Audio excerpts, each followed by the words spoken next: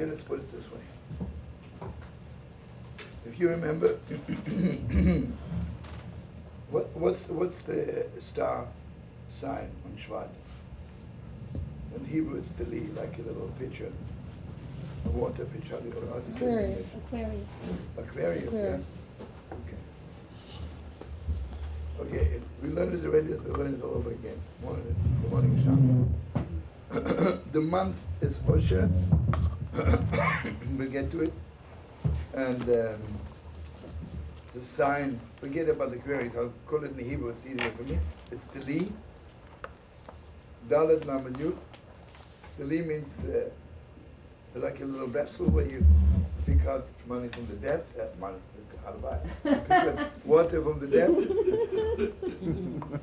So you see what I mean. Some water. Brothers need water. And the letter is tzaddik, we're learning. And so according to Beis Shammai, the New Year's of the trees is on the first day of Chodesh Shvat. And according to Beis Hillel, it's on the 15th. And the Chamish also B'Shvat is always approximately between the exodus of Egypt and crossing of the Red Sea. Always this time. Last Shabbos was exodus of Egypt. The next Shabbos is Parashat B'Shalach, is crossing of the Red Sea. And this year, Chamish also B'Shvat is after crossing the Red Sea. But those three always go together. Crossing the Red Sea, exodus of Egypt, and the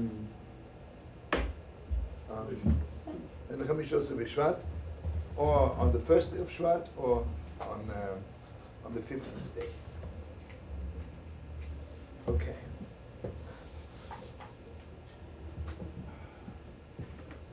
Okay, first of all, here it begins Rabbi Shlomo. You know, it takes so long until something is sinking in, you know. We learn so many good things, and we know so many good things. You know, I can be in Amshinov to last night, and today it doesn't even exist anymore. Man, what's past Yom Kippur? Yom Kippur, we shuckle away like crazy, and the next morning we don't even remember that yesterday was Yom Kippur. Remember I told you this Yidel was standing next to me, Yom Kippur was shuckling like a herring, mamish. And Yom Kippur was finished. I remember that year, my father was down in the 7:22. And suddenly, 10 after 7, he's taking off his towels. After such a downing, I say, you cannot, 12 more minutes. He says, I can't. He says, my wife is serving dinner at 7:30. What do you make up such a person? I'm sure Rabbi Yitzchak would have said something good about him, but forgetting about Rabbi Yitzchak for 1 second. Not to be believed, right? So what will happen if we were 5 minutes late? But what kind of a hint is what, right? But for 12 minutes, you cannot stand in shul longer. Nothing, right? You see, what's the saddest thing in the world is, there's an expression by Chassidus, Loi poger, loi noger. It didn't touch, and it didn't matter. So the Gemara says, when you put a seed in the earth, you know, just listen to this. If I put a little seed on the earth, on top of the earth, will it grow now? It has to be inside. And it has to be completely covered with earth. Completely covered with earth. So at the same, when it comes to something, if I want to grow in Yiddishkeit, if I put on top of me all those teachings, like in the Information Bureau, I know one more Torah, I know one more Torah, nothing will grow of it. It has to be inside. The Gemara says it takes 45 days for a seed to take hold of the earth. It means the seed has to lie there for 45 days until it gets like part of the earth and begins to grow. So this is most beautiful. From Chamish also B'Shvat till the first day of Nisan is 45 days. So you see, in order that we should really go out of Egypt, means Mama start growing. Because what's an exile? I'm not growing. I'm cute and sweet, but I'm always the same. What's an exile Jew? You go to all those big shuls, they begin davening the same way 10 years ago, exactly 8:30, and they know now that 10 years from now, 12:23, they'll be finished with Muslim. Not growing, because it doesn't go in. So Chamish Oseh B'Shvat, it takes 45 days. So Chamish Oseh B'Shvat it begins when the process of exodus of Egypt begins. It gets mamish, putting it into the earth. Rosh Hashanah Livonos, and hope will grow.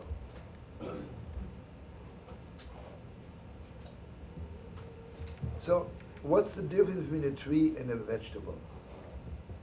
Basically, a vegetable is every year completely new. And you know, it's the New Year's of trees, not of vegetables. The tree is that you don't have to replant it, but here comes the depth of it. The sad truth is that on Chamish Oseh B'Shvat, the tree is completely frozen, has no more energy. Like absolutely everything is taken away from the tree. And if you remember we're learning it, 1 second before new energy is coming up from the earth, the tree is just about dying.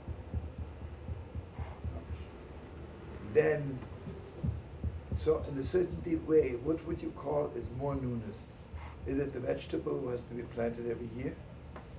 Or is it the tree who is standing there on the outside but on the inside, unless he gets something new, can't make it?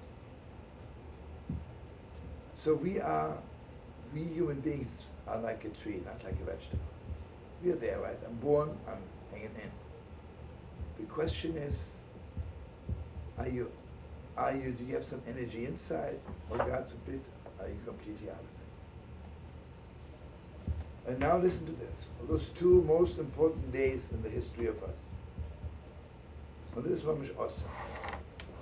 You know, when we were in Egypt, we were sinking lower, lower, lower. Like, take civilization, right? Some of us are so, without saying it better, so forgoyish, right? They're so for westernized, so much Americanized. I remember, like, one of the first Yom Ha'atzmaut was a big celebration, and they invited this very, very outstanding Jewish leader, UJA. It was the biggest joke in the world. First of all, he never mentions the word Jewish. He says, I'm standing for you as an American. As an American. I eat. The mom's the break him down from the stage, Moshe. And then he says again, I as American salute Israel for being independent. People said, Yanni, we didn't invite you as an American, why did you as a Jew? And if you cannot open your mouth as a Jew, get off the stage. Push it. I mean, not the old folks. Old folks would have been hanging their tongue out, but there were some Bnei Akiva kids, you know. They started yelling, you know, boo, get off, you know. Listen to me, the Gemara says, Zerkush says that 1 second before we went out of Egypt, we would have stayed there one more day, it would have been lost forever. And again, not lost forever on the outside. Inside, it was just nothing left in it. So God took us out in the last second. What's the whole story of crossing the Red Sea? Crossing the Red Sea is that it was Mamish coming to an end. Pharaoh is coming. We have no weapons. Maybe we have a few cute little weapons, but not to fight Pharaoh with his army. And when did the crossing of the sea begin? In the very last second. That means if the sea would have split open 1 second later, we would have been so close to Pharaoh that he can kill us from afar. Hey, you hear, friends? What happened? What is the whole thing? In the last moment, God always helps. The last moment. For the deepest depths, it's not only God helps at the last moment. God does not help until you mamish need it. You know, if I wait for something and God didn't help me yet, you ever be focused on God? It wasn't time yet, right? Well, who knows the time better than God? God knows exactly. Remember the famous story of the Yita Kodesh? This is a story which is a must to remember. The Yita Kodesh, at one point for 3 days, there was no food in the house. No. So his son, the Heilige Rabbi Yachmiel, was crying so much. So the Yita Kodesh says to him, you know something? If you would be as hungry as you cry, you would have food. At that moment, the Yita Kodesh saw a piece of gold under the table. So he says, then Mamash, forgive me. You are as hungry as you cry. That means as Mamash, that's it. I have to tell you an unbelievable story personally. When I was at the beginning, when I was working for the Lubavitch, I don't have to say anything bad, but I was very holy. But, you know, today everybody works for the Lubavitch, but one way or the other they get a salary. I worked for the Rebbe for 3-4 years. I never got paid. You know, a person needs money. I was living like, I would know from my mother. It was mamish, absolutely, you know. There were times I didn't have a token on the subway. You know, I went up for Lubavitch to grab Neshamalach. You know where I slept? I slept in open cars. And even then I was really crazy. I put Negelosa next to the car. And then the next morning the Yid would come and open the car. And he said, what are you doing? I said, why, it's my car. He says, oh, it looks exactly like my car. I said, sorry, must have been parked on the other side. Sorry. Anyway, I managed, right?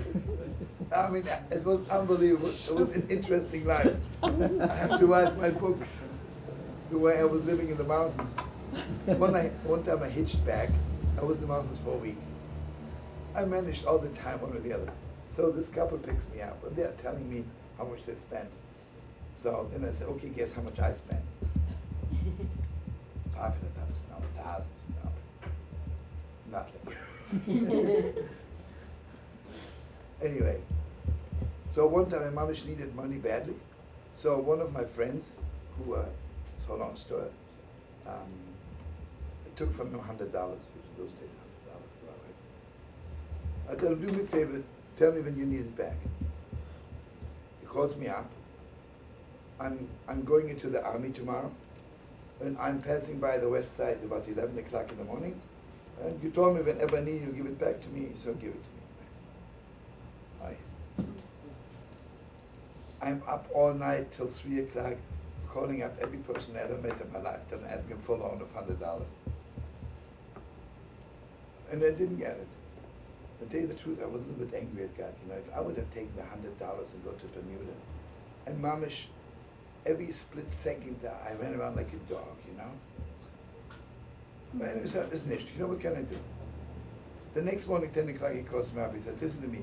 You know, I'm going to the army tonight, and I really don't have time to come to the west side to pick up the $100, but I'm coming back in 2 months. So I said, listen to me, brother. Let me tell you something. I don't have it. You know why I don't have it? Because God knew that you're not coming to pick it up. So next time when you want me to pay you, make sure that you really come, because otherwise I won't have it. And I don't know waste my time. It's mamish gewalt, you know. I'll tell you an unbelievable story which happened to me also.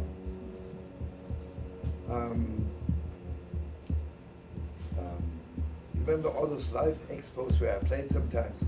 There was this, not a Jewish woman, but a very high lady. And she was like a Reiki, like Nancy. She says, your mama have to come, I want to give you a treatment and be gewalt. So, so I went to her, it was Sunday morning, and stupidly I put on my Shabbos sneaker pants. I didn't have money on me.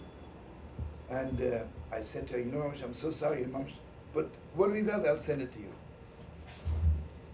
Obviously, it was not as good a treatment as Nancy gave me, because I walked away and I completely forgot that she gave me the treatment. A few weeks later, I realized Gewalt. I have to pay her. I don't remember her address. I don't remember her name.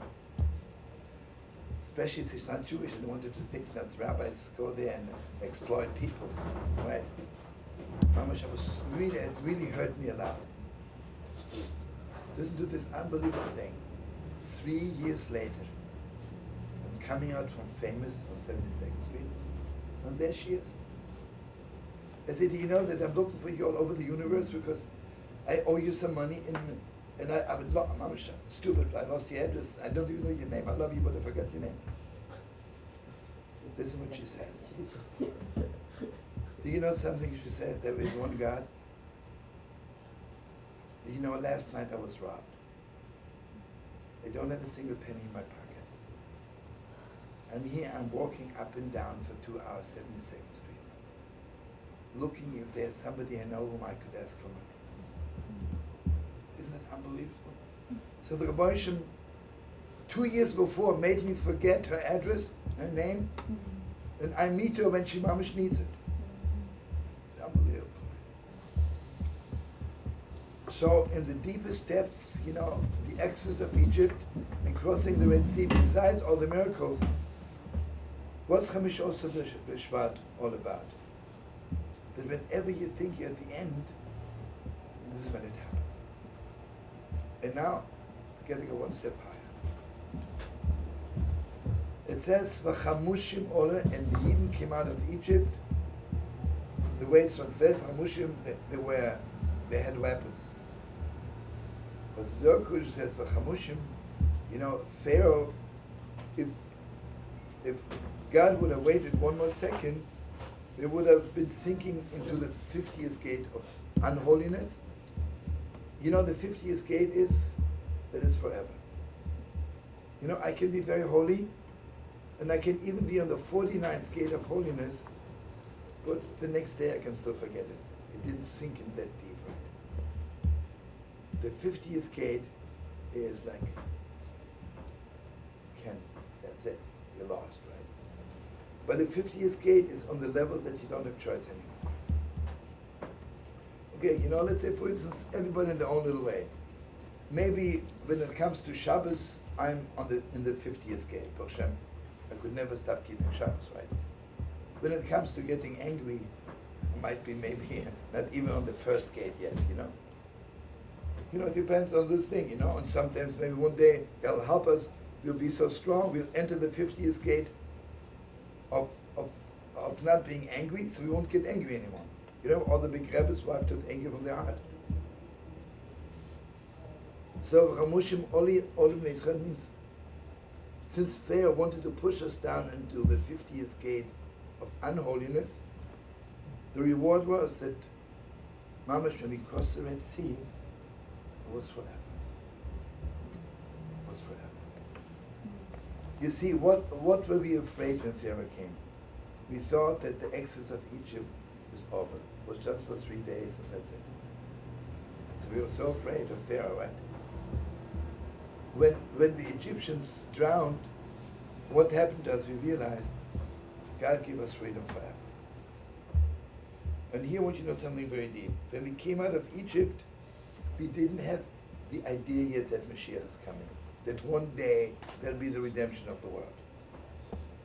When we cross the Red Sea, we say, Ad Yava Amcha Hashem, until we get there, right? Mikdash Hashem Kohen Yedecha, which is the third with a mikdash which should be built by God. You know, there are 3 holy temples.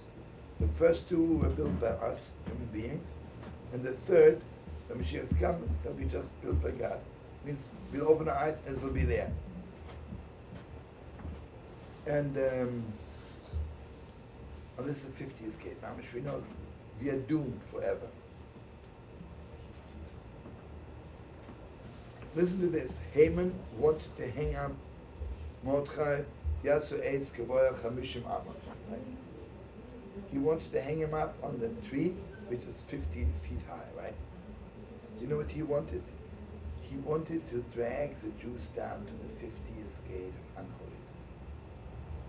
But what is the most unholy thing in the world? When you look to you, it's so high, right? how does Christianity come to the world? No, this is called some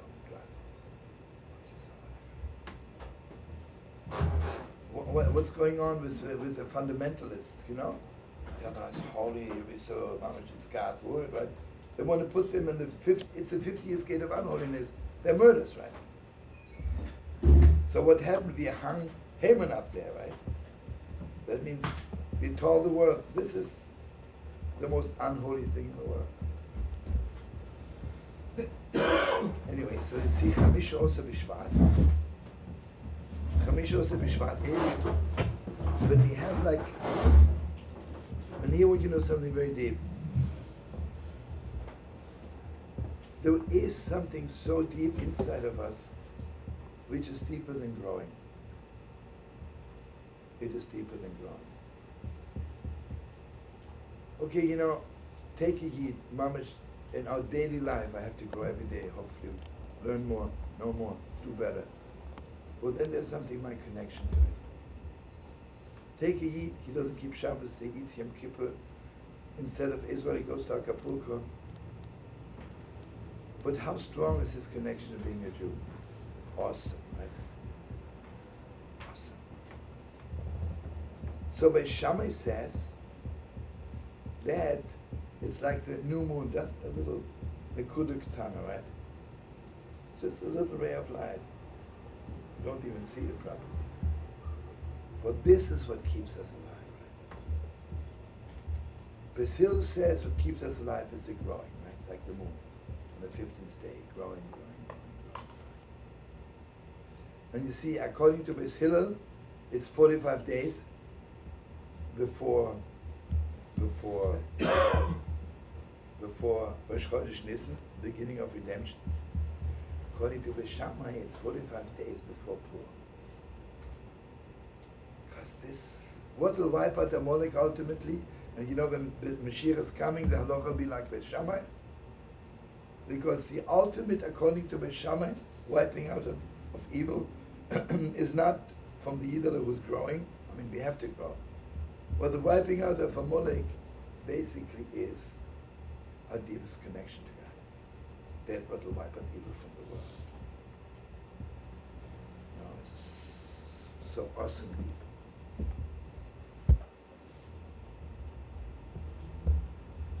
So Rabbi Shlomo says that the holiday of Chamus B'Shvat is to give us strength never to give up. And then he says, and also you have to know, when God sees that you're mamash at the end, you have to know that new energy will come up from the deepest ground in the world. It's unbelievable trials.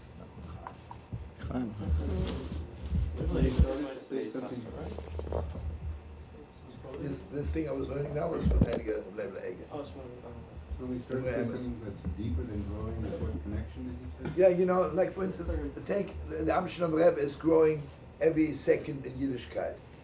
And then take his counterpart, a Yid, who never keeps Shabbos. How come he's still a Yid? And especially since he doesn't keep anything, so how come he's still a Yid, right? This must be the strongest, the most atomic explosion in the world, right? So he says, the question is always, who is wiping out evil in the world, right, eventually? Basil says, before Mashiach is coming, in our daily life, unless you're growing, nothing will happen. According to Beis Shammai, because the Mashiach is coming, remember the Torah from the Pshischa, it's unbelievable. It says, Oz Yimon is Chayk Pina, but Mashiach is coming, we'll be laughing. He says, why would we be laughing? Some of you remember the Torah? I think 3 remembers it. No, maybe, did I tell that in Morocco to the people? Yeah, I think I did. Because I was sitting there, all of us were sitting there, like they're the biggest Jews in the world. The Pshischa says like this, the Mashiach is coming, so it'll be this big reception, Rabbi Schaefer on one side, Josh on the other side, and Lily will take care of Mrs. Messiah, Norman, and Charlotte, in case she needs a therapist, right? and Nancy, in case he needs a little bit of a treatment after sitting on the donkey for 2,000 years, right? Anyway, so then there'll be the head table, all the big rabbis, and the Jewish leaders, United Jewish Appeal, Hadassah women, and all those top people sit at the head table, and Mashiach sit in the middle. And then the MC will say, Mr. Messiah. Should I call you Rabbi Messiah? Okay. We have been waiting for you for so many years, patiently. And we, United Jewish Appeal, are raising money also for emergency funds. Very patiently. Can you please tell us what made you come today? Who made you come today? So everybody at the head table.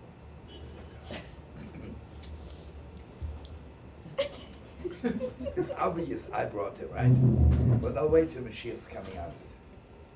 So all the people, all the Jewish leaders, all the rabbis sit there. Then at the end of the table, Yid, Moshe the Schneider.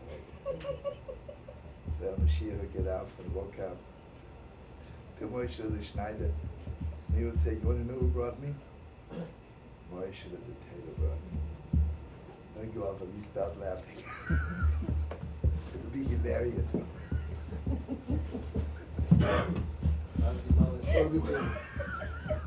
Whose Torah is this? No, he was epitome of Chochmah. Well, Moshe. What? The Yid Kodesh was his Rebbe, also. Listen to me. The Yid Kodesh was the biggest pupil of the Chayim Menubli. And Reb Simcha Bunim was the biggest talmid of the Yid Kodesh. It is so real, this Torah,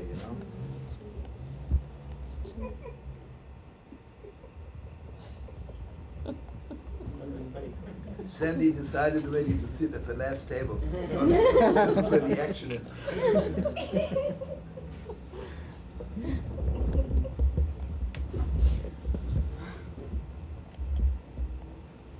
One second. Patience. One other question. Sorry, what? Just one other question. Rashishka is near Warsaw. It's not near Lublin, is it? I have no idea.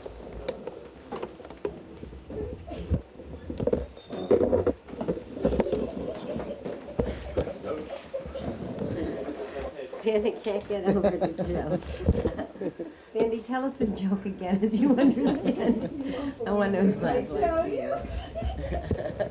I do want to know. Come on, try it. Trust me. Maybe the Yid Kodesh only said the whole joke because of Sandy, I think so. Yes, I do. To be true, yeah. Look at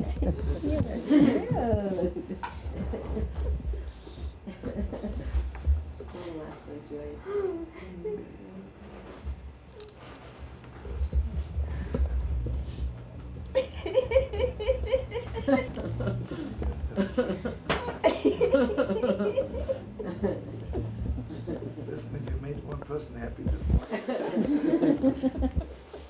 My shoulder.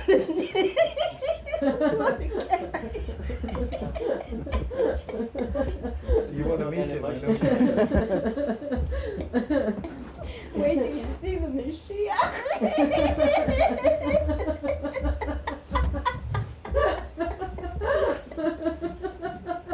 You won't believe your eyes.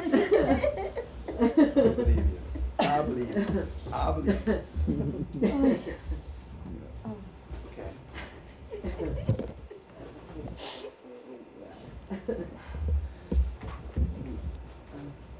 Okay, now. This is awesome.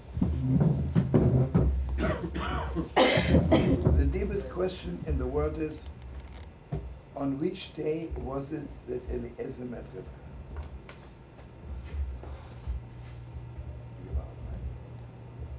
Then Shabbos. He says the first girl who comes with a pitcher to get water from the well, right? Hey, it's like Schwarz, right? Gewalt, right? So, also by Eliezer, it says, Rashi says, who was Eliezer? The Doile or Mashke. He was like getting Avraham Avinu's teaching, like a little blee, you know, like a little pitcher gets water from the depths. And also, which is unbelievable, when Moshe Rabbeinu met Zipporah, he met her by the water, and you remember the shepherds wanted to drive them away. Then they came back home and they told Yisrael, they come dolai dolalon, Deli again. He brought out the water for us. And here comes the deepest depth. When Moshe Rabbeinu left the world on the 7th day of Adar, right? When did Moshe Rabbeinu Mamish give over the Torah in the deepest depths? On Rosh Chodesh Shvat Moshe Rabbeinu, Hoil Moshe Be'eretz Torah. What is that? That means Moshe Rabbeinu began explaining the Torah. First he gave it over to them. But from the first day of Shvat, what happened, the Moshe Rabbeinu began explaining the Torah. And everybody knows that he was giving us over Torah Shabbat Peh. You know what? Torah Shabbat Peh. Yeah, I'm trying to. You know, in Devorim it says, B'chat Yisrael on the 11th month of that year, Hoil Moshe Be'er es Torah Hazaz. And the way it's translated means Moshe Rabbeinu was explaining the Torah. But the real meaning is Moshe Rabbeinu made the Torah into a well. Be'er is a well, right? Hoil Moshe Be'er es Torah. Moshe Rabbeinu made the Torah into a well. It was a little picture. And get out from the depths. You know, it depends. Shabbos Kitab. The deepest question is always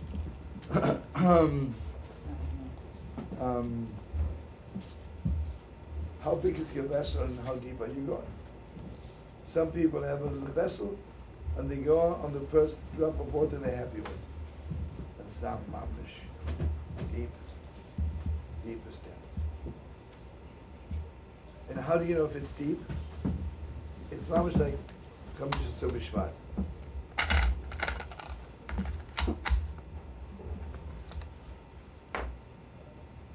You know, if you learn something and you understand it right away, then you 100% don't understand it. That means because you didn't dig.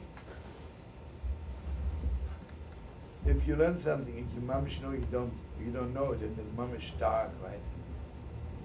And the more dark it is, the more deeper you get.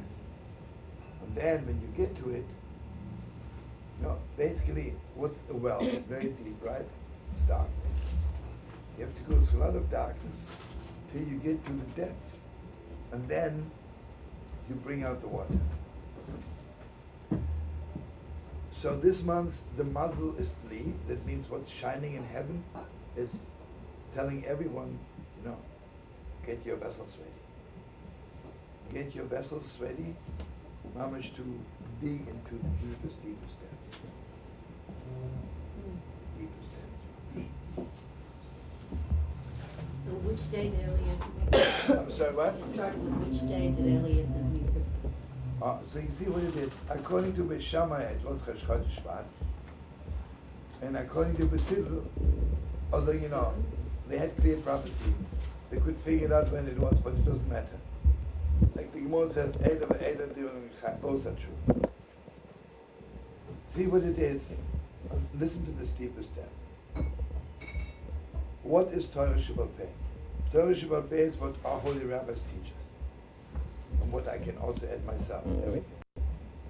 You know, when God says to Avraham, sacrifice your only son, this is Torah Shabbat, God told him.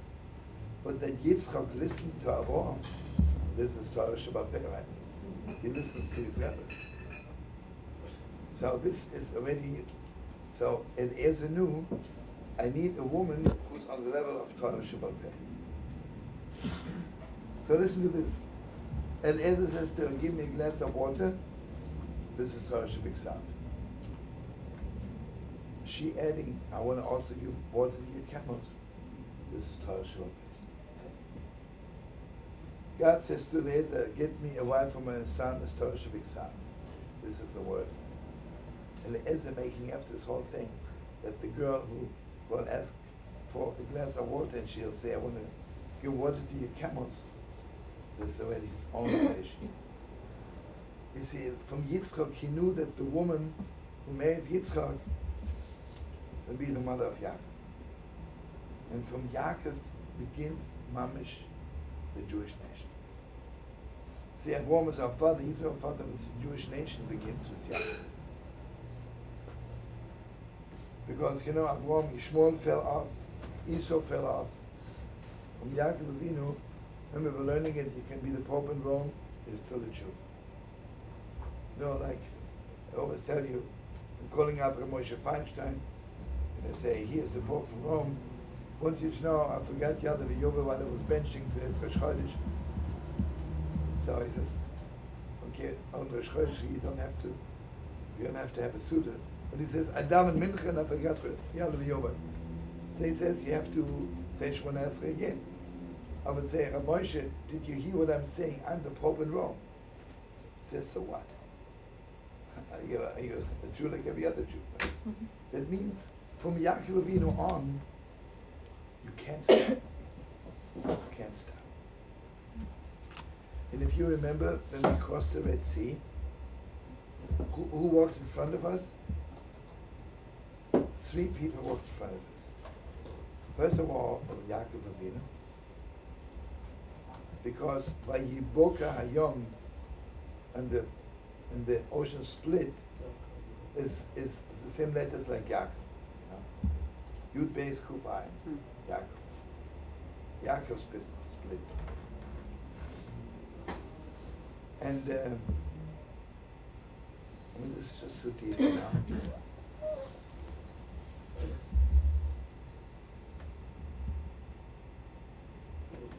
I'm sorry, what? Oh, Yosef HaTzadik. Okay, actually both Mashiach, Yosef HaTzadik, and Nachshon Noda is Mashiach from David. Because what was the essence of crossing the Red Sea? That it's forever. When do I get the sense that it is forever? When it's clear to me that even if God, according to my watch, is late, but in the last moment it always gets through. In the last moment. You see, it says, Ani Rishon and God says, I'm first. Sometimes, when I'm last. Meaning to say, sometimes God helps you at the beginning, and sometimes God helps you at the last, very, very last.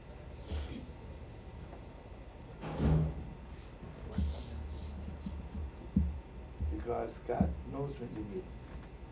See, we human beings don't know when you need something. And you tell me, give me to eat.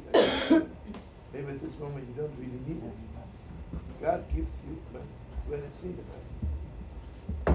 The way God created the world, it's not just in the area. Let's have a little summer, a little winter, a little day, a little night. God knows exactly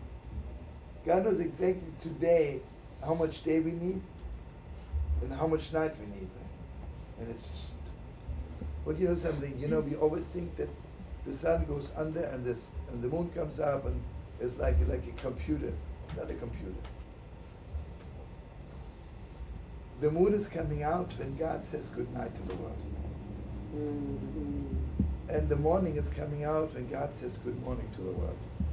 This is unbelievable. Do you know who hears this God's good morning and God's good night? Only the Lamed Vov Tzaddik. This is what the Lamed Vov say. He's so much in tune with heaven that he can hear God saying good morning and hear God saying good night. Awesome.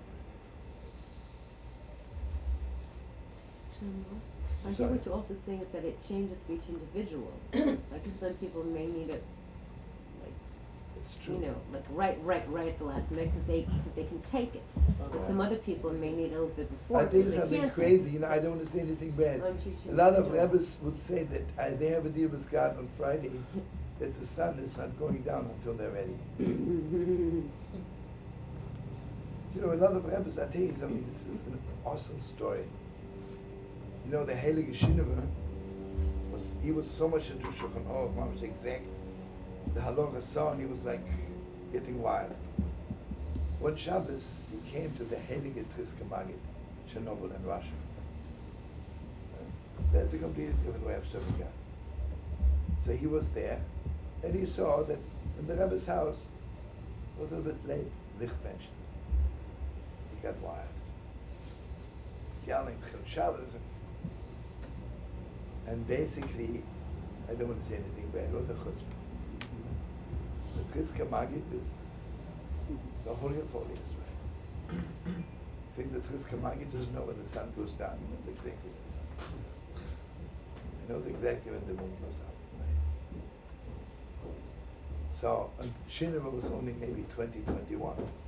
And Triske Magid was an alter Rebbe, maybe I don't know how old. So Triske Magid was angry. So Shinema was frightened. He left the house, no?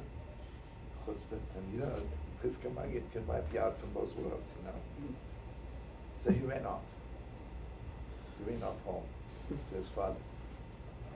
Told his father, you know, I did something stupid. I'm so much into Shulchan Aruch, and Triske Magid, according to me, it was late, and I started yelling. The Heilige Son, son is this this is hot soup, you know, this is a bad scene. It says, you better, and you know, today you can call up. In those days, even the letter was heavy, you know, because Senate was a stagecoach and it was getting, you have to look for a person who's mamish going there. So the Shimon kept writing him a letter immediately. It's unbelievable. Whenever the Shinema wanted to write the letter, he was just distracted. Something happened at this moment and he never did. One morning, the Shinema says, Mamash, today I have to. I will not let anything come our way. In the meantime, the Heilige Triske Magid was Mamash dying. And on the day when he was dying, he was so schwach. Every few minutes he says, is a letter from the Shineva here already? See, he didn't want to leave this world before he received his asking for forgiveness. Because he knew, Chas v'sholom, if he leaves this world, it'll be terrible for the Shineva, right? So every few minutes he asked, has the letter arrived already? So then finally, like Hamishos of Bishvat, the last second, the letter arrived. So they put the letter in the Heilige Triske Magid's hand. Didn't have a chance to read it. Always has the letter. Awesome. You see, when it's a Triske Magid, it's a different time level. But I have to tell you something, which is a beautiful story, like a cash story to remember, talking about leaving the world. All the time. Somewhere in Hungary, there was a little boy of 9. And his father was a Santa Chossid. He wanted so much to see the Holy Sons. But you know, in those days, they have to schlep by foot, by carriage, by hitch. His father always said, you're 9 years old, you know, just... Each time his father would go to Santa to cry for days. I want to see the Holy Santa. Then, Nebuch, all live long, the Holy Santa left the world. The Santa left the world 2 days after Pesach. The night he left the world, he came in a dream to this little boy. This is a classic story. He says to him, tomorrow morning when you wake up, you will hear that I left the world. And you'll be so angry at your father for not taking you to see me. I want you to know that you are mamash my chossid forever. It's awesome. You know what it means? The Santa's coming up to heaven. And I'm sure there's a lot to say and to think, and he just thinks of this little boy. I don't want him to be angry with his father. Can somebody maybe answer it, because it might be the Shamos. Anybody, if you remember that story now? Let's give out. We don't know. Well, this is a story which which the children of the sun will tell the story, the Yotzet of the sun. Because the said enough, the second part of the story, who is it? The second part of the story is that the son there came that night to two people in a dream. But this little boy, and the son that told him that I'm leaving the world, and the second person who came in a dream, I don't remember who it was, but I'm sure it was.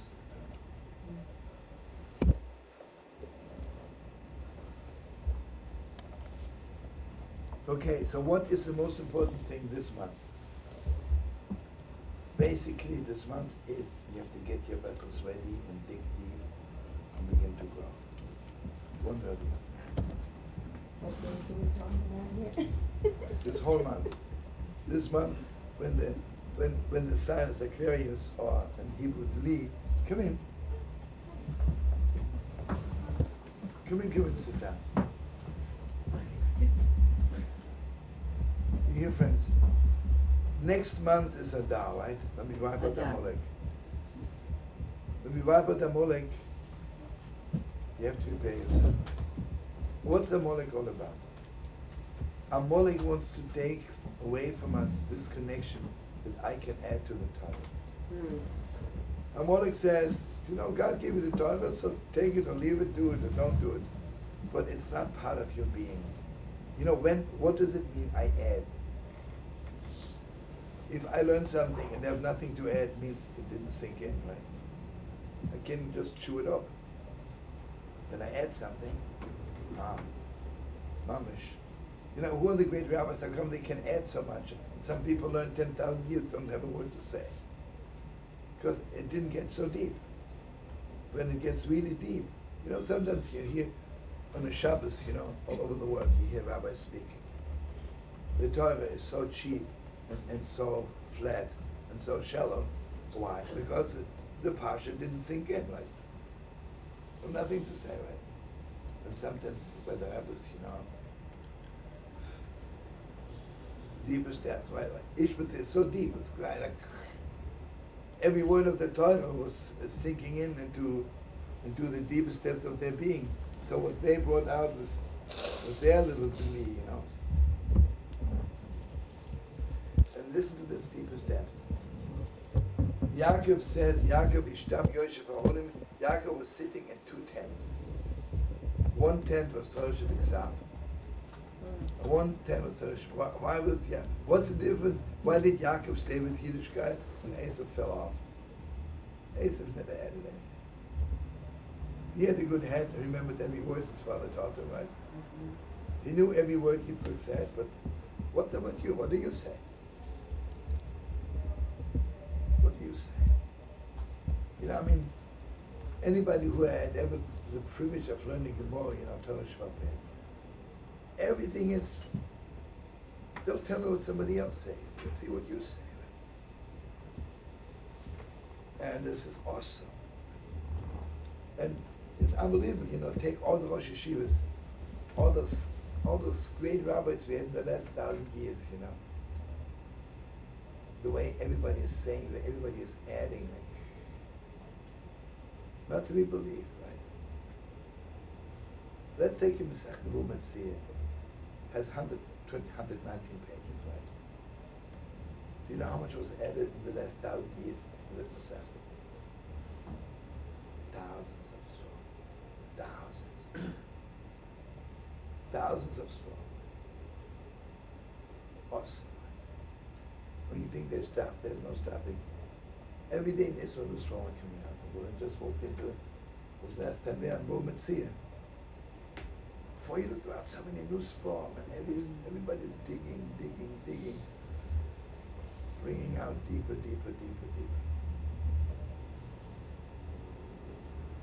So now, just remember this. What is the deepest depths of Chas v'Sholom you're thinking you're falling off? You have to connect yourself to the 50th gate. 50th gate of holiness is that you can't change it. It's there. Like you don't even have choice anymore. And I want you to know, you see the 50th gate, has millions of levels. You know, the Gemara says Moshe Rabbeinu only had 49 gates, right? But most probably, Moshe Rabbeinu, the first gate was maybe my 150th gate, right? Because everybody on their level, Moshe Rabbeinu's 50th gate came out, right? But you see what it is, what other Rebbe say. If you reach the 50th gate, then you realize you have to start all over again. Then, no, Moshe Rabbeinu never died. Moshe Rabbeinu was waiting for us to get into Eretz Yisrael. See, Moshe Rabbeinu said to God, I took them out to bring them to Israel. And until the mamish go in, I can't go in. So Moshe Rabbeinu is mamish sitting there. So Moshe Rabbeinu is not there. A little cemetery, and there's a little tombstone, Elias, Rabbi Moshe. And Riverside funeral for Moshe. Who is it, darling?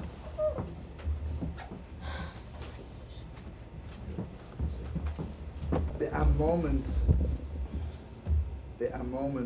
when every Jew is in the 50th gate.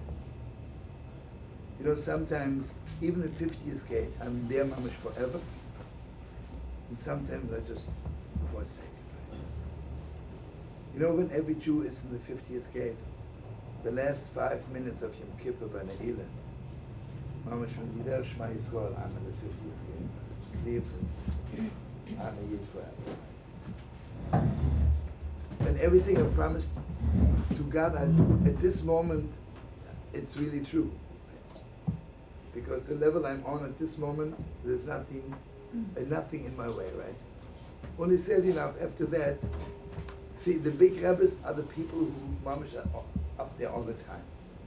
Right? I want you to know there's a Torah from the Baal Shem, which is also a class Torah to remember. The Gemara says, if Yidden would keep 2 Shabbases, Mashiach would come. So the Baal Shem says, when 2 Shabbases, we have been keeping thousands of Shabbases. So he says something so beautiful. Every Shabbos we keep is always the first Shabbos. Because what we got last Shabbos, we lost during the week, right? So every Shabbos we're keeping is the first Shabbos. It's Gewalt, right? If you would keep 2 Shabbos, it means you would keep the holiness of last Shabbos, and then next Shabbos would be Gewalt, in addition to that Shabbos, the Mashiach would come. So you see, Moshe Rabbeinu always keeping the second Shabbos, like take Pesach. But it was always the first Pesach, because from last Pesach till today, I was in Egypt 10,000 times, right? And I ate chometz, coming out of my ears. Okay, but regardless, Seder night, I'm also in the 50th gate. So it says in Chassidus that Yom Kippur night, when Ne'ilah, I'm in the 50th gate. For that moment, mamash, right? This is mamash beautiful. And Yom Kippur, I'm in the 50th gate. And I'm just saying it. I don't want to get it out to India. You know, the chuppah begins by covering the face of the bride. The 50th gate is on the level when I realize I really don't know anything. Mamash, I have to start all over again. You know what keeps us from starting all over again? Because deep inside, I'm a great scholar, face it. Learn all my life, 55 degrees. It's all nonsense, right? You see, if you really dig, if you mamish like inside, Rab Nachman mamish was for real. He said mamish, he began serving God every second like he never did before. And he didn't begin again. The more you say, I begin again, then you already lost it. What's the again? It means I did it before and I'm doing it again. Mamish begin. First scratch. So I want you to know, when you cover the face of the bride, it's mamish like he's telling the color, I want us to be on the 50th gate. Beyond us. Because I want it to last forever. I'm not even a 49th gate. On Purim we celebrate that Amalek is wiped out forever, right? Maybe one day after Purim Amalek is back, right? But on that day, it's forever. She'osam Yisrael Netzach, forever. You see, on Purim is mamish forever. It's so much forever that the Gemara says, even if all the holidays, God forbid, will be forgotten, Purim will always be there. Because what's Choman all about? What's Amalek all about? Amalek comes to tell you it won't last. You see what it is? What is happening now in Israel? Gewalt, Amalek is going strong, right? Amalek wants to tell us, face it, Israel is not yours forever. A few little pieces of luck, but it really doesn't belong to you. Amalek wants mamash, the worst. As far as I'm concerned, this is one of the biggest tests in history.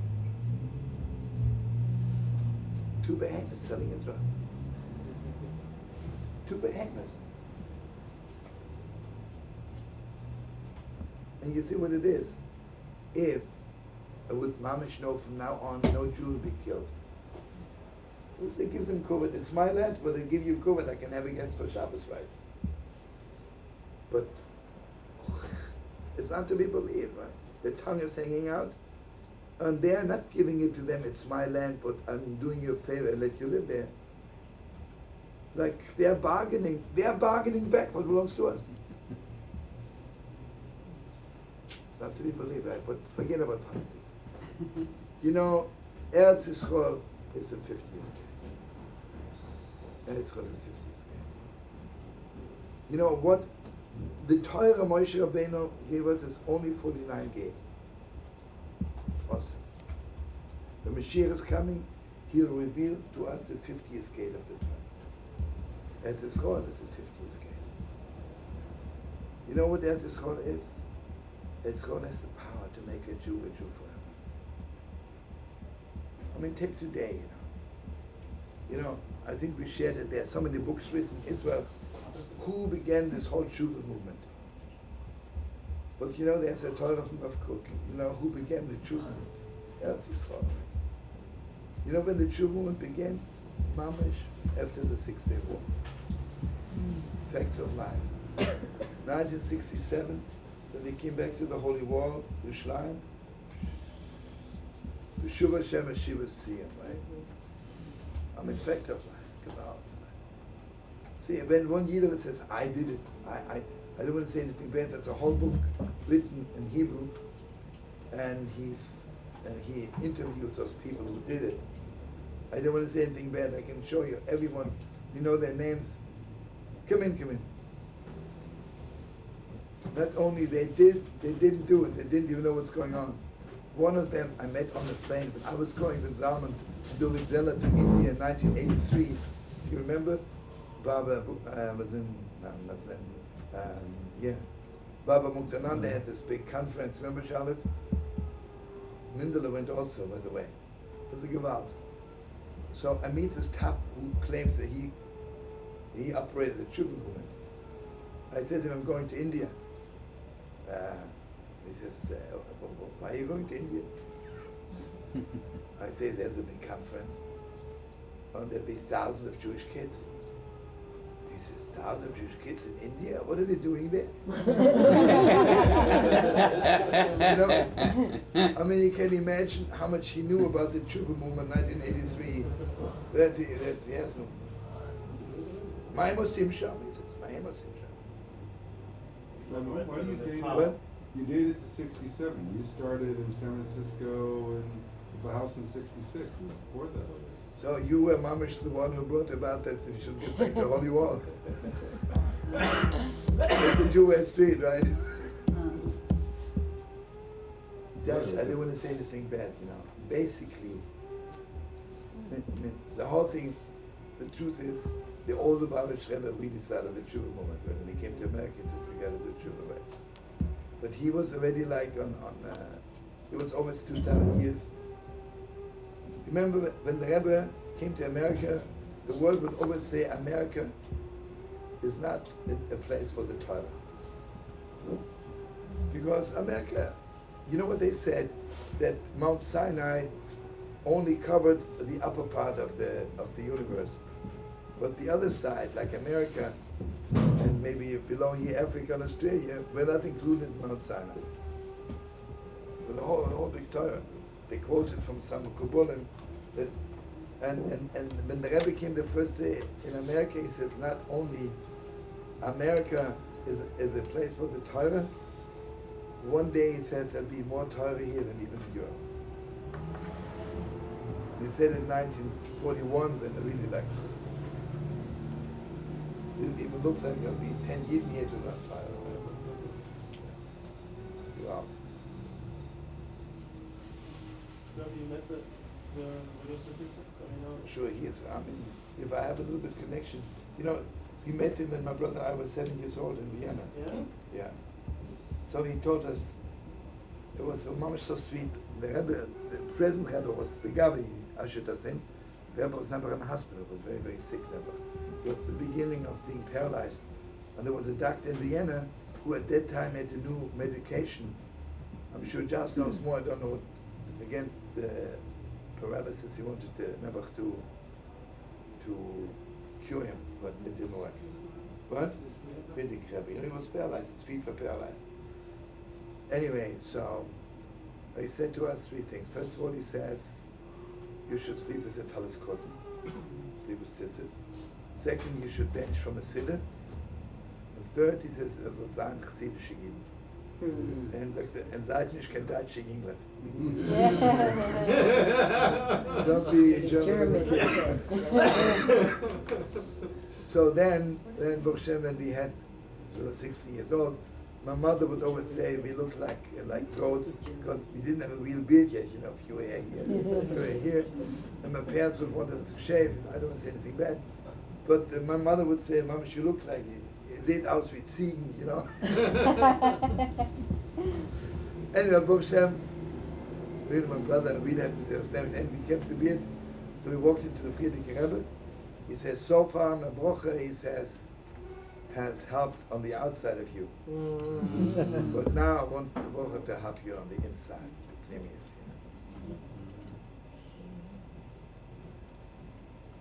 You know, I tell you, without bragging, the Friedrich Rebbe was corresponding with my father sometimes. So whenever he would writes to my father about your children, in parentheses he would write my children. Wow. Yeah. That's Unbelievable. Anyway. But definitely not those 4 rabbis who were written up in that book, you know. I don't want to mention names. I want to say because Josh knows him. You know, after we had the House of Love and Prayer, and after it was going strong, and after the mikveh, you know, when we came to San Francisco, nobody would go to the mikveh. maybe one woman all of San Francisco, and maybe 2 Yidden have Yom Kippur. Remember, Josh, what happened to the mikveh after we came? It was gewalt, right? You know, to what extent they built a new mikveh. They built a new mikveh. Anybody knows this girl, Ida, who's the mikveh woman in San Francisco, moved to Tzfat? Oh yeah, we did. We met. Yeah, so She had it at our house. I was in your house, yeah. I got the call from the new mikveh woman. Also a little holy hippola, a girl, her name is Psina. Oh, she's sweet like sugar. She wants to know all Torahs from Nachman on mikveh. She'll tell her over the phone. She was sweet like sugar. Okay. What? Which sefer has Nachman's Torahs on mikvah? Yeah, the whole, and it says Shonim. Yeah, the whole sefer. Okay, listen to me, man. Yontif Adasa. How was Shabbos? I know, but how was it? Yeah? What's the name of the sefer you said? You have to get yourself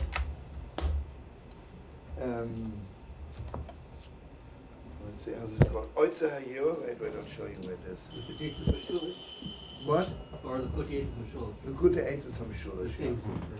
It's Kutei Eitzes from Mashulish. From Rab Nachman, Yeah. from Rab Nosson, and from the other Rab Nachman. Who is this, Neshomana?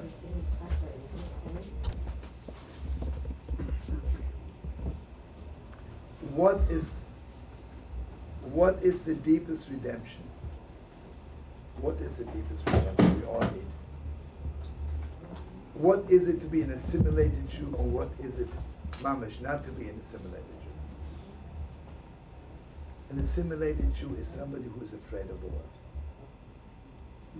I'm afraid to have a yarmulke on the street. I'm afraid to keep Shabbos. I'm afraid to say I'm a Jew, right? You know, I don't want to say anything bad. He's a big shot.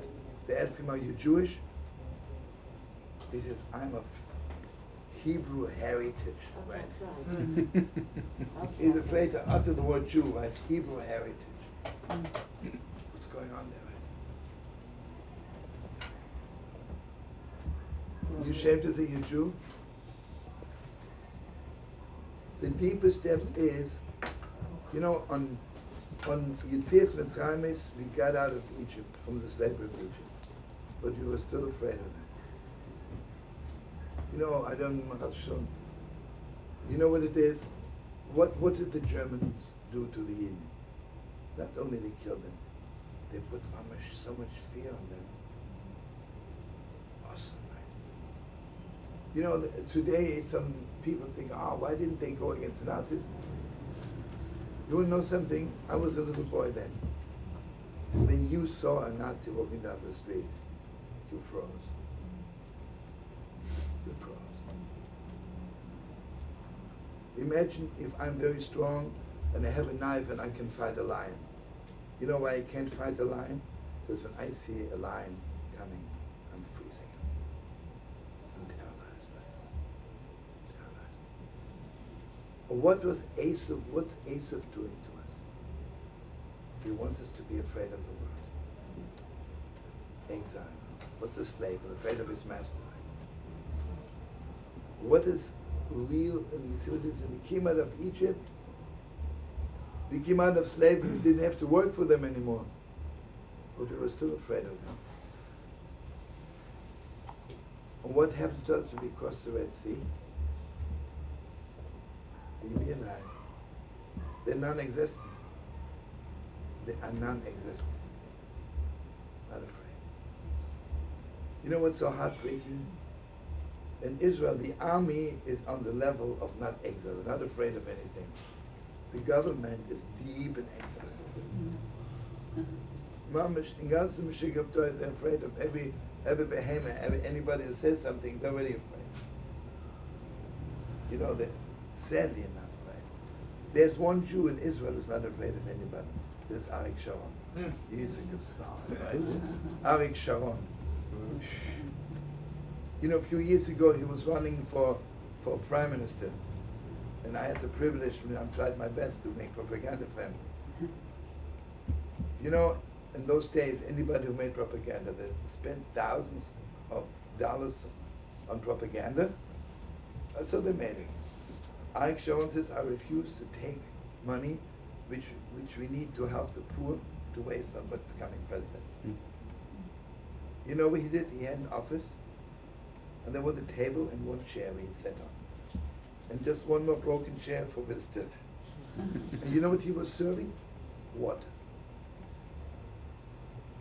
When you walk in to the other, go to Meir and other one, they had mamish feasts and bacon and lox and cake. And people would just go there and eat and then go shamir and eat, all the poor people at 3 meals a day doing the elections, right? To Sharon, nobody went because he was only giving water. But what a yid. I wish Israel would have enough guts, if all of them would stand on their feet and say, we got to make Sharon our president, the whole thing would stop in 2 minutes. Sharon, when the Intifada began, Sharon says, what's going on there? I'll stop it in 5 minutes. And he said, I'm not killing anybody. Anybody who throws stones, we take the family, send it back to them. You don't like it, you go somewhere else. That's all. If you would have taken all of them who throw stones, them and the whole family together, the cousins and the bobbers, get out of here, you don't like it. And stupidly, the government,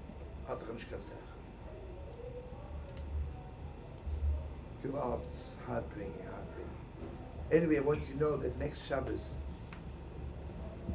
is mamish when we have to get out the fear.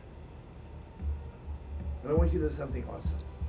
The Gemara says there was never a storm on the ocean like that night when we crossed the Red Sea. It was the biggest storm ever in history of the world. Can you imagine Nachshon and Aminadav, the first Jew walking into the ocean? We always think the people in the circus are jumping down and that they have no fear. Nachshon and Aminadav. At that moment there was a voice in heaven. God says, Nachshon, one of your children will be the Messiah. He was not afraid of anything. Take David HaMelech, was 9 years old and he fought Goliath. Goliath was not just a little bit bigger than him, like the Superman. Goliath was mamish. There was nobody could fight him. David HaMelech was 9 years old, maximum. And even before that, when he goes to Shaul says, you want to fight Goliath? He's 9 years old. He says, I fought a lion. You see, David HaMelech is the best shepherd we ever had. Because why did he fight the lion? To protect his sheep. See, David HaMelech is protecting Yidden like nobody in the world. David HaMelech is. So anyway, when we crossed the Red Sea, the first time we had a little taste what Mashiach is all about. What Mashiach is all about, and this is also something very deep. First of all, I'm not afraid of the world. I'm not afraid of the ocean. I'm not even afraid of my own shortcomings. This is the deepest depth. You know what puts the biggest fear on us? My yesterday failures. The Holy Baal Shem Tov says the greatest slave driver in the world is our own yesterdays. My own yesterdays. Mamish paralyzing us. I failed so often, I'll fail again. Every Yom Kippur, we are already like half paralyzed. Amalek says, you promised God last Yom Kippur, you didn't keep it. So what do you think? Don't even go to shul. Right? So, David HaMelech, do you know how David HaMelech conquered Yerushalayim? Yerushalayim was so strong, the Yevusi was living there, you just can't conquer it, that's all. Because it's on the mountain, they're standing up there and they're sending down all the weapons and you can't conquer it. David HaMelech conquered it all by himself. Yerushalayim is the personal possession of David HaMelech. Heilig Yidel. Heilig Yidel. Wow. You want to say a fast Torah on Krias Yam Suf? What? You want to say a fast Torah on Krias Yam Suf or Yitzias Mitzrayim? Because we have 5 more minutes to learn. Big guest. Oh, hi. Heilig Yisrael. Welcome. Krias Yam Suf. No, why don't Is it in connection I'm sorry, to the what? Chosn of Kala? One second, what? you finish what you're saying? You're right in the middle of it. No, let me finish the sentence. I was so happy to see you. Beautiful. David HaMelech, why is Yerushalayim the city of God? Yerushalayim gives us the strength not to be afraid of anybody. And you see, today we see, they want so much us to be afraid of them, they want to take a little piece of Yerushalayim away from us. They don't want us not to be afraid of them. Not to be afraid. The old joke that during the 6-Day War, 2,000 Egyptian soldiers are running like crazy, and the officer says, what happened? And they said, we saw one Israeli soldier. So he says, you mean you're running from one soldier? He says, no, to be exact, it was even 2. You see what it is? The bracha is when God says, I'll take away your fear from them and put it on them. You know what the promise is? The problem today is, sadly not. They're not afraid to do anything they want to. Because the world doesn't react. If the world would react, the world would be different. And the sadder thing is that the government of Israel is also afraid. So what we have to do this Shabbos Mamash at Yad Hashem, Mamash, we have to tear out fear from our hearts. And I just want to tell you, look called Heilig Rabbi Yudel because it's from Hungary, and the Rebbe of all of Hungary is Sam Sofer. Sam Sofer says, I'm not afraid of God, but I am afraid of somebody who's not afraid of God. No, I'm not afraid of God, I stand in awe for God, but I am afraid of someone who doesn't fear God. Okay, Rabbi Yudel, later. Okay. It's interessant, Yerushalayim, I just came on my mind. It's really Torah Eretz Yisrael. I think it's Torah Eretz Yisrael, and I think it's Moiradik. Ich mein, der Novi sagt doch, Bo'eish hitzhato, u'ba'eish hato osid livnoiso. Eretz Yisrael, Yerushalayim, direct, we're talking about Yerushalayim, was destroyed by fire, and it's going to be rebuilt by fire. Can you rebuild something with fire? And I think it's Mamish Torah Eretz Yisrael. The Rebbe Melech says, what's really the difference between a mensch and an animal? Imoisa ha'odom min ha'beima oyin. Oyin, zog the Rebbe Melech, whatever a person is doing, it's really affecting. It's affecting the person. If a person is doing something, ahavas Hashem, there is an ahava, there is a love on this person.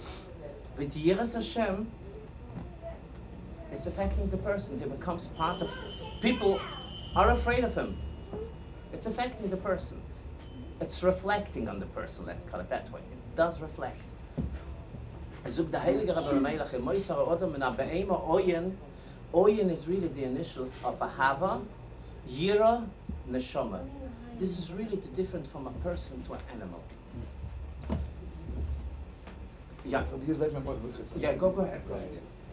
Really, the person is the much ahava he has in yira, in the neshama. This is really the person, nothing more, nothing else than this. But this is not enough. Yerushalayim, the combination of Yerushalayim is Yira and Sholem. Also ich sage doch die Gemara.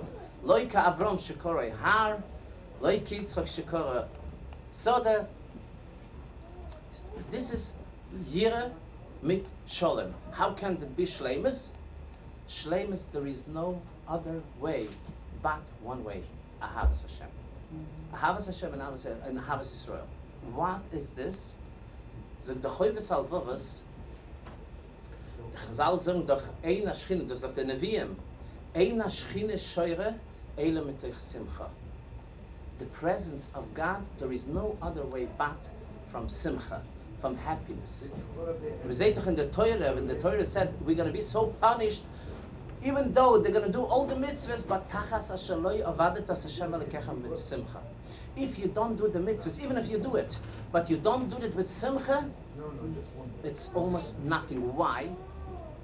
The whole idea is when you do something with love, with Simcha, this is really, can you imagine if someone comes and tells his wife, whatever, oh, I hate you or whatever, but I have to give you a kiss, I have to love you, I'm forced to.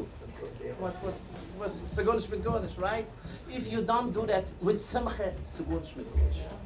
Ahavas Hashem cannot be only mitoich Simcha.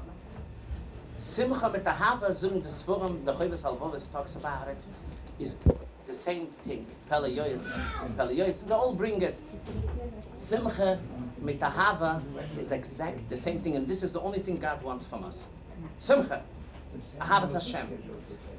Eish is only the letters of Ahava and Simcha. Ahava and Simcha, this is the word of fire. If you do something, you love someone, you'll go on fire for him. Why? Because you really, Ahava mekalkeles ashira. You're really beyond nature. You'll do anything, no calculations, no cheshbonis. You love someone, you'll go on fire for him all the way. This is Ahava. And this is really Simcha. Okay. Eretz Yisrael, sagt doch die Gemara, Yerushalayim, especially Yerushalayim, is Teil Talpiyos. This is the center of the world, and we can see it, and we saw it in the past, and we saw it now 2,000 years in generations. Yerushalayim is the one thing which unites Klal Yisrael. This is the one thing which is Aleph too, which is Achdus. Yerushalayim is one thing which unites Klal Yisrael. Never to give back, not to give back, whatever. We know one thing. They're not going to stop. They want Jerusalem and Tel Aviv too. But it's no questioning. We know it already. If you see in Abach Yecheskel, the Moiradike, the Haftorah, we say in Sukkot, what's going to happen around Jerusalem, we know the answer. We know what's going to happen. This is really going to bring, this is going to be final, and this is going to bring back all the Jews together to reunite against whatever's going to happen, because we know that. The bottom line is going to be war. Because we're talking about animals, they're never going to give up. Arafat says this, and they all say it, and we don't have, they should say it. We believe them without it. They do it by ma'asim. They're ready to kill us. They want back everything. It's only a question how to maneuver, how to get it in the best way. But they want everything. Because the number one, the first priority is to see the Yidden out of Israel. That's the priority. Not to have Jerusalem or not to have it. They didn't have it never, and they never had it. It's only a question to have the Yidden out. We know one thing, with the hava which we have to Hashem, into Eretz Yisrael and to Yerushalayim, this is the fire we're talking about.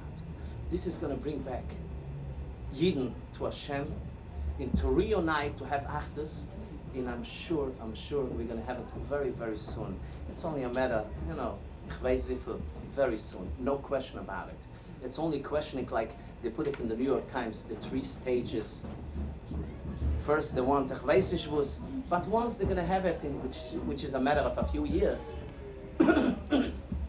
we know what they're going to do. We know that. No, the Rebbe should help us, that we're saying it all the time. Oid Yeshama ba'ore Yehuda u'vachutzos Yerushalayim. Koil sosain v'koil simcha. We all, in every simcha, we know what we're begging for and what we're asking for is b'chutzos Yerushalayim, ba'ore Yehuda. Not enough b'chutzos Yerushalayim, ba'ore Yehuda, which is Yehuda and Shomron. They want to give it back, whatever. But we know this is going to be the point, and we're asking Rabbeinu Shalom. It should be very, very soon that the simcha, a simcha we call it. That's why we call it bas simcha. Very interesting that they bring with these words. Ish poket al kol besoires toivos. Eliyahu Hanavi, he's really the master of besoires toivos, to bring good news, to bring good besoires. This is the job of Eliyahu Hanavi. He's the master of it. In the bring a chosne kale, a bal simcha, is nislabish boy Eliyahu Hanavi. Mamish Eliyahu Hanavi is in his presence. It's just like he's revealing himself in a chosn and kale. No, the Rebbe should help him. That should be the job. Eliyahu Hanavi is going to come in Mavasa Zayin B'Soires, and we should have simchas, and we should have a beautiful future and a beautiful nachas, and hopefully very soon, the sooner the better, without stomach ache. We should have back Israel and the Arabs, whatever. Doesn't matter.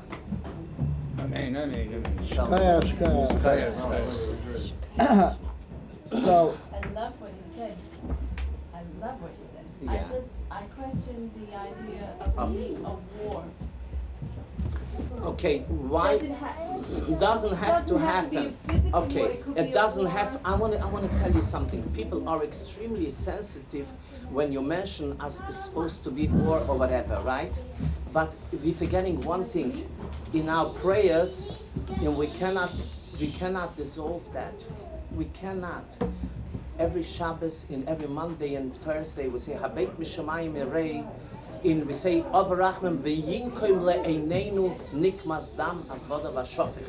We never ask Rabbeinu Shalom change their beautiful our anti-Semites. They should be wonderful people and we should love them. No, they deserve revenge, not because we want revenge, not because. Because Chas v'Chalila, we don't understand one thing. An anti-Semite will remain an anti-Semite. You cannot change skin. We're mistaken by thinking they'll become loving. You remember the prophet will say, "Can hayahafach kushi oiroi," or can you take a wolf and make him a sheep? No. We're mistaken. It's not because we want revenge. It's not we want, but you have to take in consideration one thing. If they would have the possibility, they would take all the Jews and destroy them in one day with no mercy, with no Rahmanis. It's not a question.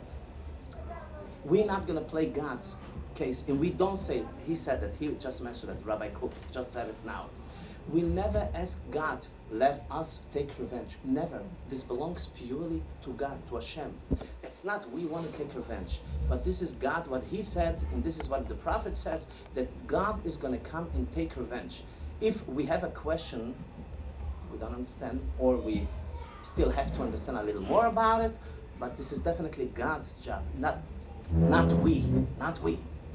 We're only asking God, it should be the right time already, that Jews shouldn't suffer. We have to remember one thing, and like Eli Wiesel told me once, every soldier who's dying, and we have it every single day, for him and his family, and I would say for all of us, it's a Holocaust. This family who lost a beautiful boy with this girl who lost her prospect or whatever, this is Holocaust, no question about it. It's no such thing to say, oh, it's easy. No, because if I would, that means the whole world is finished for me. For me, is the world finished? In the sooner, the better, because those people have no mercy. If a father was 2 weeks ago, was it, or how many weeks? A father tried to help one of his workers or his jobbers, and the son killed the father. And now, we're talking about animals that we cannot take in consideration as human. And this is the mistake of the world. They would think that give a kick in Bosnia and such places. No such thing as feelings. Now is not time that the innocent people should be a little relieved in these animals, this killers, or the murderers, not killers, the murderers. They should get there and be out of the picture. We cannot change that nature. We can't. It's not a matter we want revenge. No. And we need only Hashem's help, because there's no one who can do it. Right?